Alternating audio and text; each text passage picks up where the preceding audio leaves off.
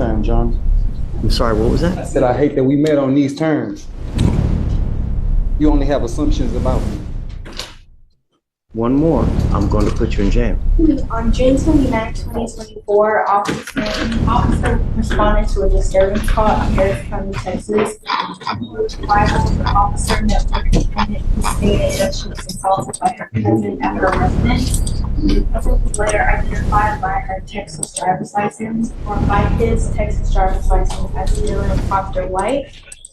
The complainant stated that she was using the restroom when the defendant came into the residence and began banging on the restroom door. The complainant stated that she got up and opened the door and the defendant was angry at her. The complainant stated that the defendant got in her face and told her that their grandma needed to use the restroom. The complainant stated that she didn't know, and the defendant got more upset and began punching the complainant several times. The complainant stated that she put her arms up to block the punch from hitting her face, and she told the defendant that she was going to call the police, to which the defendant grabbed her phone and prevented her from calling the police. The complainant stated that their grandpa came in and broke up the disturbance. The complainant stated the defendant left the scene with the grandpa and the grandma. The complainant stated that she's felt pain and discomfort during and after the assault. The complainant also has redness on her right arm. Okay. Now, can you tell me what kind of criminal history Mr. Proctor White has? Is he on probation or parole?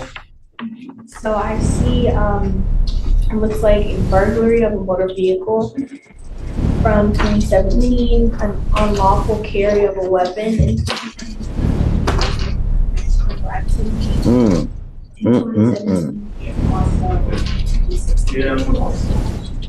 Mr. Proctor, I'm going to find that there's probable cause to go forward on both cases. I'm now issuing a protective order. Why are you looking over there? There's no reason for you to look over there. You look at me. Do you understand? I understand. I'm just waiting on you to tell me it's my turn.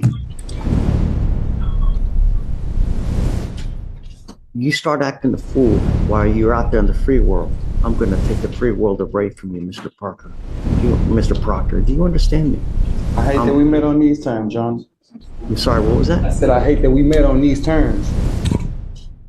You only have assumptions about me. One more, I'm going to put you in jail. You understand? You will respect me, you will respect the court, and I don't need any superfluous argument out of you.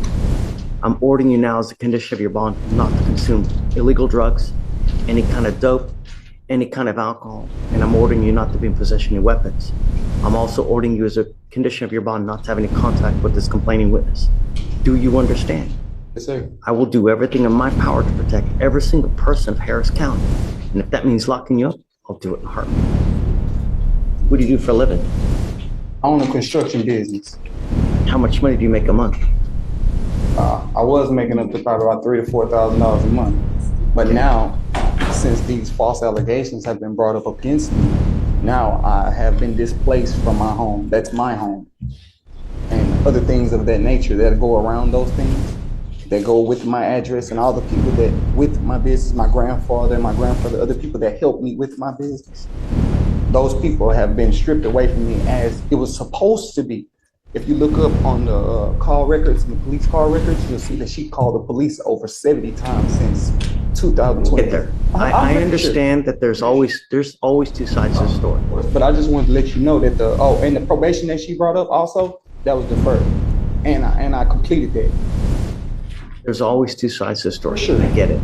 And For sure. I'm asking you these questions now to determine whether you can hire your own lawyer or not. That's why I'm asking you these questions. Are you still working? No, I can't do anything because all the things that were structured around like I said, my family and my business have been stripped away because you and other people have told me that I can't be around my family. And I say family. I said this complaining witness. I'm sorry, but my paperwork, my pretrial paperwork, it says her or any relatives of this victim. That's what it says. So I want to be accurate, and I don't want to go against any rules of the court. I'm with you. Let's do this. I'll provide your lawyer today. The only thing I want to know is I want to make sure that this complaining witness is protected. That's all I want, and that's all. Stop. I want you to listen. That's all I want. So I will provide your lawyer today, and then I'm going to have the state reach out to the complaining witness and to see who all wants to have contact with you, And then whoever does, then we can modify the order to that liking. All I'm telling you now, don't smoke dope. Don't pick up any new cases. Otherwise, I will put you in jail. You got out of jail because we gave you a free bond. You will not get another one. You understand? Yes, sir. Okay. I need you to, well, I already have an application on file. So I'm going to have you sign a reset with Victoria. I'll have you take your seat and just hang tight. All right? Don't leave until you sign our bond conditions, though. Oh, Please. Page 17. I know. Come on up. It's a cousin, but you charged it as a garden variety assault. I saw that. And because I really would like to do a MOAB in this case. But no family member allegation. What do you think about it? Well, so on the law language that we visited, any offense involving family violence, and we looked at the family violence definition, which could be assault. So it's valid, but it's not, the cleanest, but it's valid. It's a valid law. If you issue it. Steve, sir. Okay, can you file it for me, please? Do you mind? Good morning, ma'am. Ma'am, you're charged with criminal mischief. You're facing up to 6 months in jail and or a $2,000 fine. We are going to do probable cause. You have the right to remain silent. Anything you say can or will be used against you. You have the right to have an attorney present. If you cannot afford one, one will be appointed to you. On August 27, 2024, officers were dispatched to a criminal mischief in progress at an apartment complex in Harris County, Texas. While en route to the location, the caller had admitted to breaking the window. Officer arrived on the scene and made contact with the defendant. The complainant on the scene stated that he and the defendant had a previous dating relationship for 1 year. The complainant said that he had texted the defendant for her to bring his daughter because he had not seen her in 2 weeks. The complainant stated that the defendant had arrived in his apartment and gave him his daughter. The complainant stated that the defendant showed him a photo of hydrocodone and that she appeared to be under the influence of something like that. The complainant stated that when the defendant went back outside of his apartment unit, he closed and locked the door. The complainant stated that the defendant used a screwdriver to try and break open the locked in the apartment front door. The complainant stated the defendant then broke his apartment window next to his front door. The defendant also crawled through the window and entered his apartment without his permission. The complainant states that he told the defendant several times to leave his apartment and she refused. The complainant stated his window was valued at $100. The complainant had cell phone video footage of the defendant breaking the window and entering. Black pliers with a blue handle were recovered at the scene. In the cell phone video, the pliers were seen in the defendant's hand when she broke the window and entered the apartment. Very lucky you're not charged with a felony burglary by habitation. Let me tell you. I'm going to find that there's criminal mischief, that there's probable cause to go forward with your case. I'm ordering you now as a condition of your bond not to consume alcohol, illegal drugs, or unprescribed controlled medication. I'm going to randomly test you. If I find that you're using, I will put you in jail. You will not get any more PR bonds. Do you understand? I'm now entering what's called a magistrate's order of emergency protection that identifies Joe Warren Curtis as a protected individual. You cannot commit family violence or an assault against this person. Commit an act in furtherance of an offense under section 42.072 of the Texas Penal Code because it's a stalking statute. You cannot threaten, harass, use another person to communicate a threat or harassing behavior. You cannot go within 200 feet of where he lives or where he works. Do you understand? If you violate this, the state will file additional charges against you, and then you're looking at a lot more time. I see that you have a lawyer. I will waive your appearance, but it's your responsibility to stay in touch with Mr. Coyne. You do have a lawyer, correct?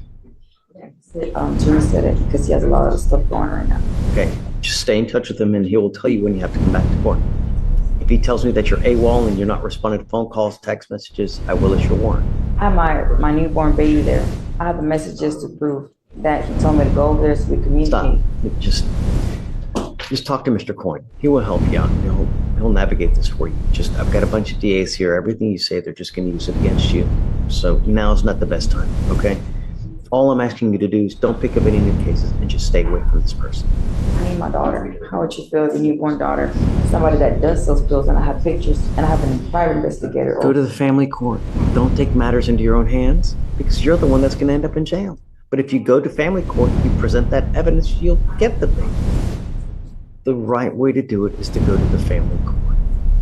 All the money you're going to spend doing here, all this money that you're going to spend hiring Mr. Coyne and doing all this, that, if you would have hired yourself a family lawyer, would have gotten custody, and then when they start to mess with you, that judge will hold them in contempt or put them in jail or whatnot. Okay, you're not did you hear anything that I just said? I know that you're trying to tell me something, the wheels are turning, but are you listening? I'm listening, but you telling me I can't go around there? My newborn is there. That's don't who's been with me want to since day contact one. this person. If you want to get your baby, do it the right way, but don't have contact with this person. That's it. He has contact with me. It's my phone. Don't answer the phone. Don't answer text. I will put you in jail. I hope you listen. Talk to Mr. Coyne.